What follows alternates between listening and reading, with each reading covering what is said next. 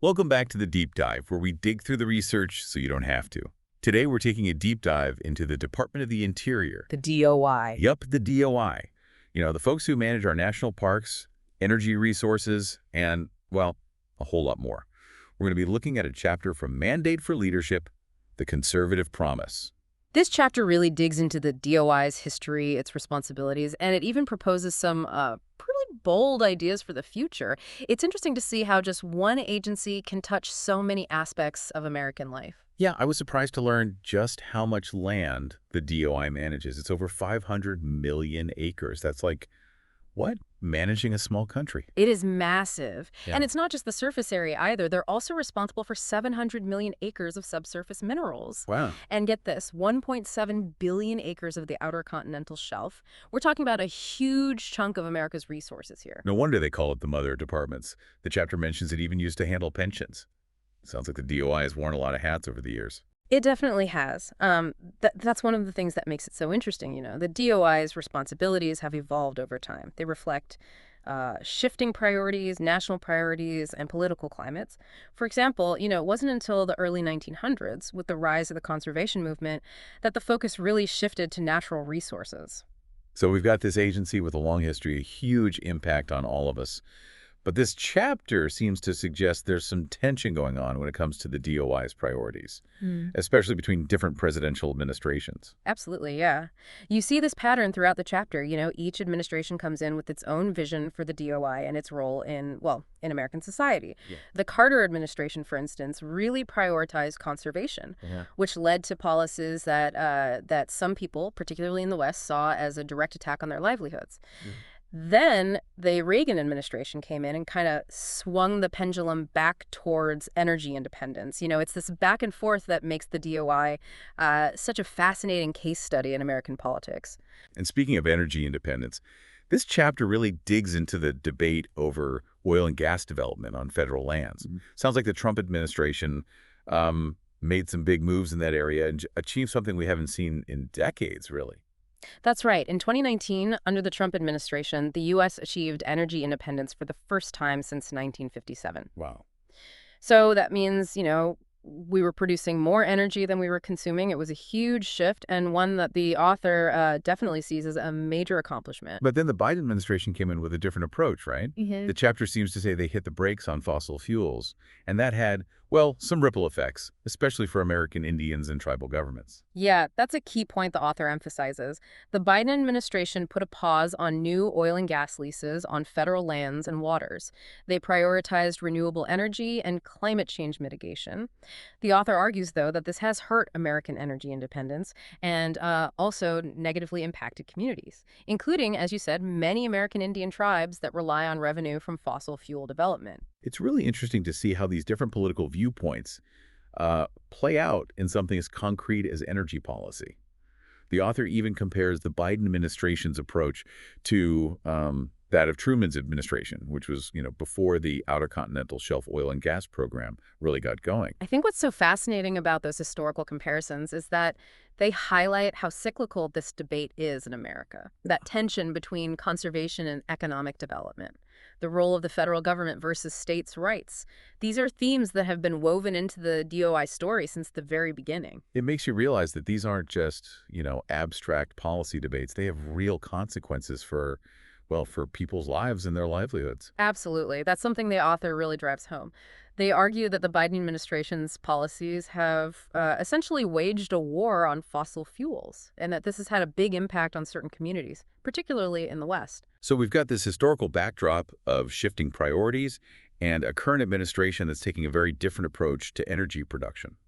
But what about the DOI's, actual responsibilities? What are they actually doing day to day to manage all this land and the resources? Well, think about it this way. The DOI is responsible for everything, from protecting endangered species to managing national parks to overseeing, oil and gas development, mining, water resources, and all that in 17 Western states.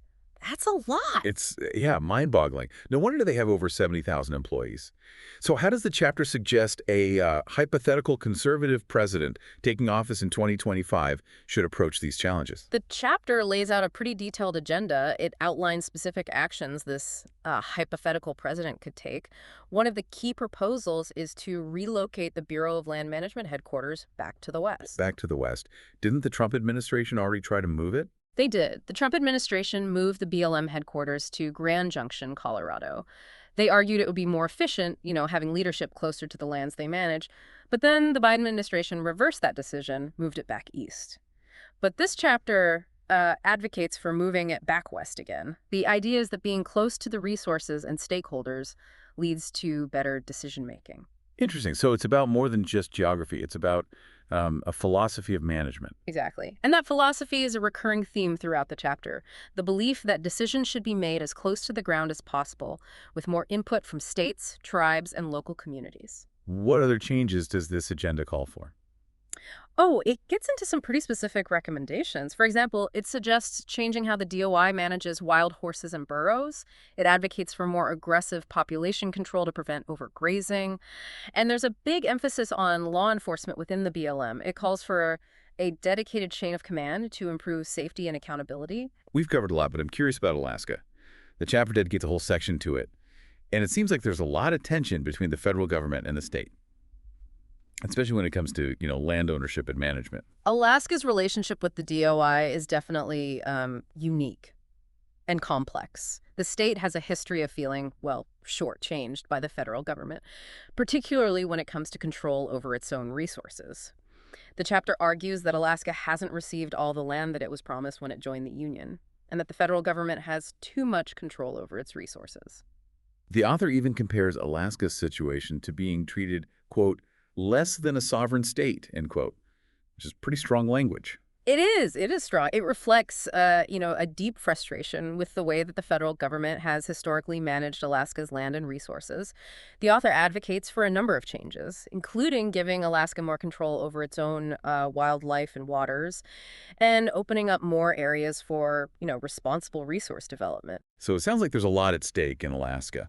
And really, this chapter is just scratching the surface of the challenges and opportunities facing the DOI as a whole. It really is. And we've only just begun to unpack the author's vision for how a new administration could reshape this powerful agency.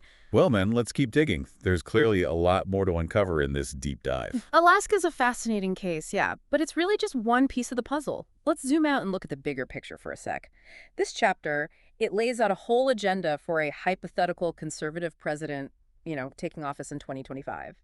And energy production, it's a top priority.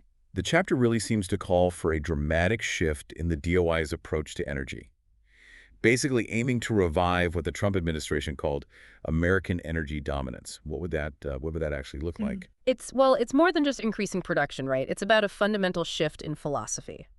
The author argues that the Biden administration's focus on renewable energy and climate change, it's come at the expense of American energy independence and economic security. They want to see a return to policies that prioritize domestic energy production, especially from, traditional sources like oil, gas, coal. So more drilling on federal lands. I mean, that's going to be controversial. Oh, for sure. But the author they make a compelling case. They argue that the Biden administration's restrictions on oil and gas leasing, it's driven up energy prices, it's hurt American jobs, and it's made us, more reliant on foreign energy sources. They think a new administration should reverse course and, prioritize making America energy independent again. The chapter mentions something called the Lease Now Act and the Onshore Act. What are those about? Those are pieces of legislation, basically, that aim to give states more control over energy development on federal lands within their borders. The Lease Now Act, for instance, would require quarterly onshore lease sales in all the oil and gas producing states. The idea is to make it easier for companies to access those resources, to streamline the process. Okay, and the Onshore Act? So the Onshore Act focuses on revenue sharing. Giving states, a larger share of the profits from energy development on federal lands, it's a key part of the author's argument for states' rights. They believe that states should have more control over those resources, the resources within their borders, and that they should benefit more directly from their development. So we're seeing a theme here, a move towards, well, decentralization, giving states and tribes more autonomy. Exactly, exactly. The author, they see the federal government as, well, too bureaucratic, too slow-moving, and too disconnected from the needs of local communities. They want a more streamlined, more efficient, more responsive DOI, and they think that empowering states and tribes is how to do that. But it's not just oil and gas, right? The chapter also mentions coal, which, I mean, that's kind of a hot button issue these days. Coal is definitely a flashpoint in this debate. The author criticizes the Biden administration for what they see as, a war on coal. They argue that the administration's policies have made it basically impossible to mine coal on federal lands. And that's devastated communities that depend on the coal industry for their livelihoods. So what's the alternative? The author, they want to see a revival of the coal industry. They're advocating for, restarting the federal coal leasing program and working with states like Wyoming, Montana that have big coal reserves to promote responsible coal production. They think coal can still play a role in America's energy mix. So this is all pretty different from the current administration's approach, which seems to be really focused on renewables. It is. It is. The author, they acknowledge that renewable energy is important, but they're a little skeptical of the push for a rapid transition away from fossil fuels. They argue that, renewables aren't yet reliable or affordable enough to meet all of America's needs. And a sudden shift, they say, would have some pretty devastating economic consequences. So it's a debate about, the pace and scale of the energy transition. And the author seems to favor a more gradual approach, one that doesn't abandon traditional energy sources. Right, exactly. They think we need an all-of-the-above energy strategy, one that recognizes the value of both, right, traditional and renewable sources, and allows for a smoother transition over time. This chapter paints a very clear picture of a very different energy landscape for America. Now, what about Alaska? We touched on it earlier, but the chapter goes into a lot of detail about the specific challenges and opportunities in the state. Alaska's a unique case. And the author sees it as a prime example of federal overreach. They say that the federal government has consistently denied Alaska the control it was promised when it joined the Union, control over its own land and resources. They want to see that corrected. And they don't mince words when describing the situation either. They use that phrase again, comparing Alaska to, quote, less than a sovereign state. Yeah, it's strong language, but it reflects a deep sense of frustration. The author points to a number of specific examples where they believe the federal government has overstepped.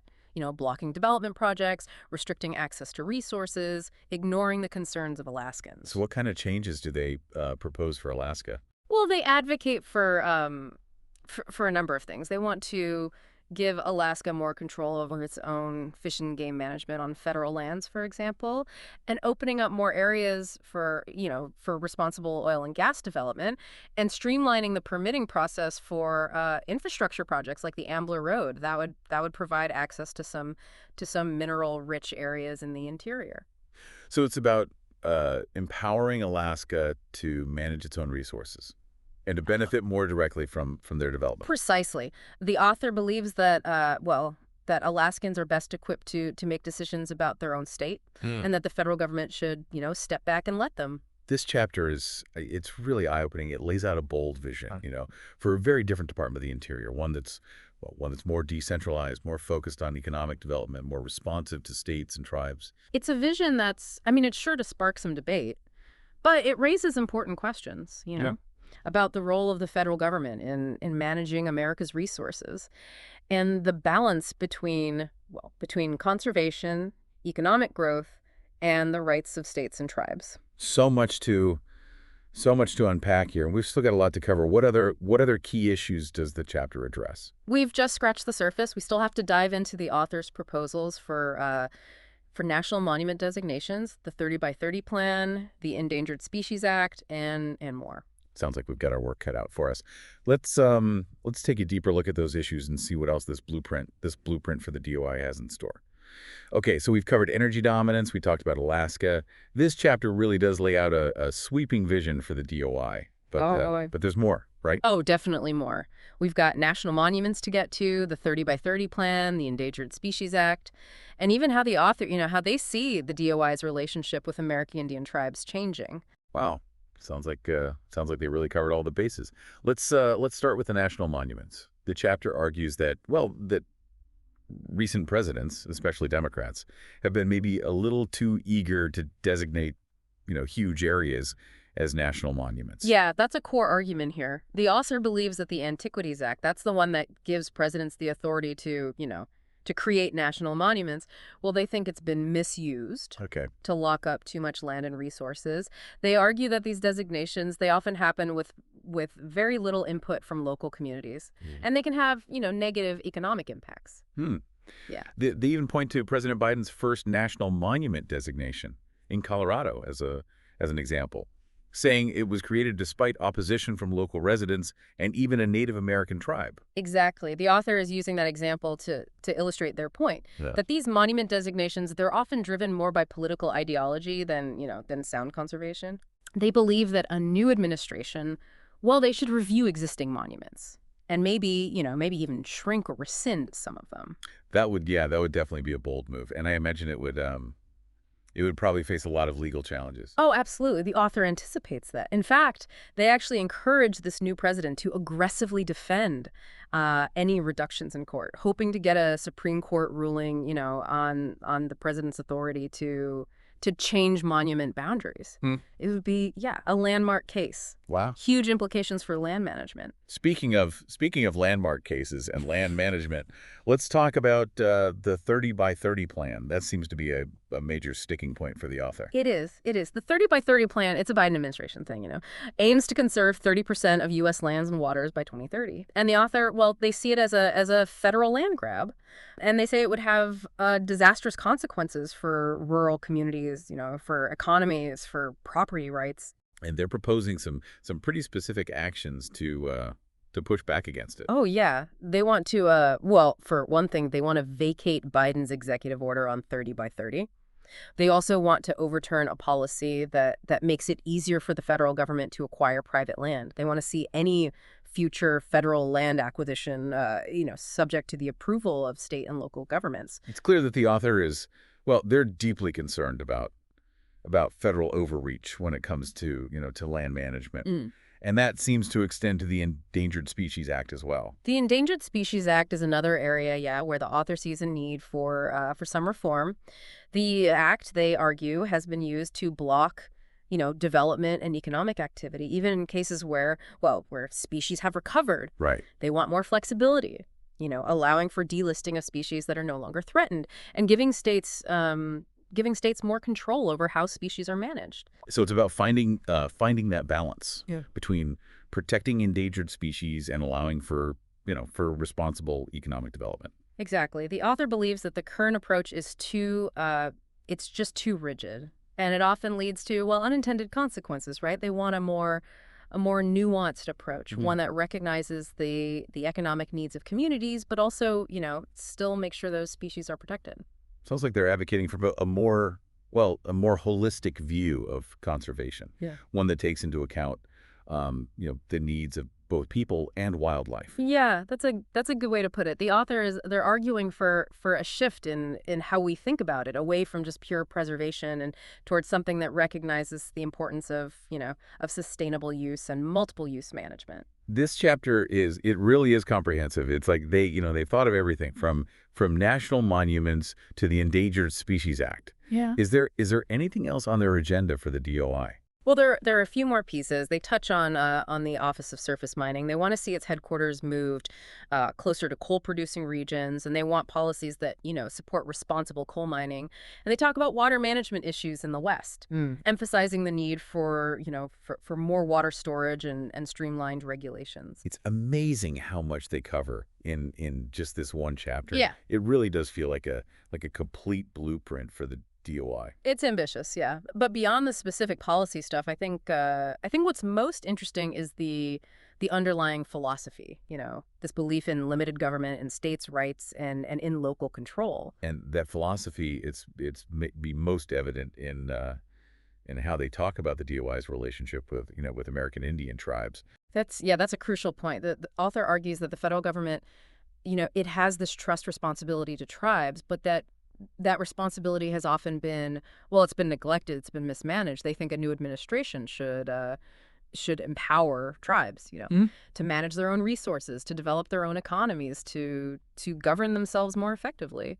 And they specifically criticize the Biden administration's policies. Yeah.